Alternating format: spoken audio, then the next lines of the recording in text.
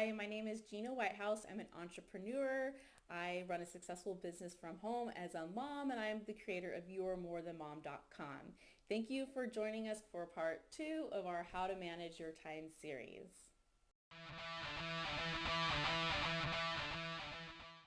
Today we're going to talk about how to find those unused minutes in your day to actually put towards your business. So for every person that I mentor and I talk to about starting a business from home, I always recommend putting together at least a half an hour or optimally an hour a day to start growing your business.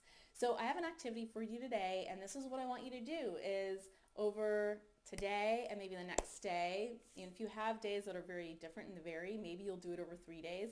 I want you to keep a pad of paper with you and a pen, or document it on your phone what you are doing every 15-minute increment of the day. If 15 minutes is too much for you, let's try a half an hour, okay?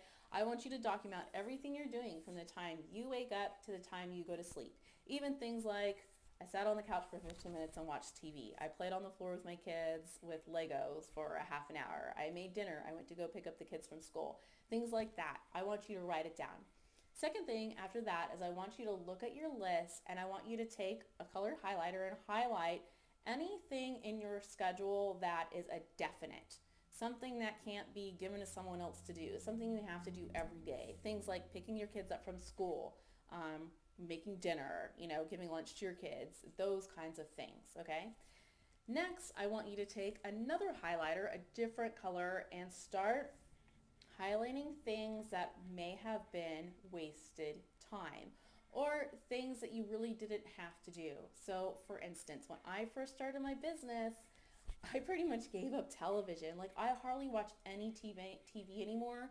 I actually have to put aside time to watch TV and unwind. And so usually I watch about an hour of TV a week, sometimes not even that. But before starting my business, I was browsing on Pinterest all the time. I was watching those, silly housewives shows, things like that.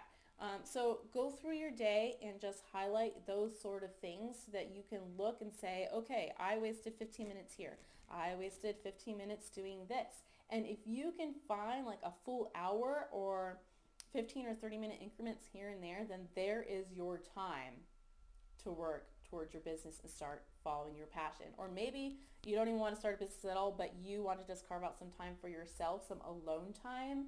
That's that time, okay? So you really just have to sit down and be honest with yourself and really ask yourself, where are the wasted hours in my day? If you're having a hard time finding some time, you could also consider waking up earlier, and we're going to talk about that in another video. But again, be honest with yourself. Where can you find maybe a 30-minute increment twice a day, or a full hour, or if you have to, 4 15-minute increments in your day? Lastly, I want you to look at your list and maybe take a different highlight color and highlight those things that maybe you could delegate to someone else.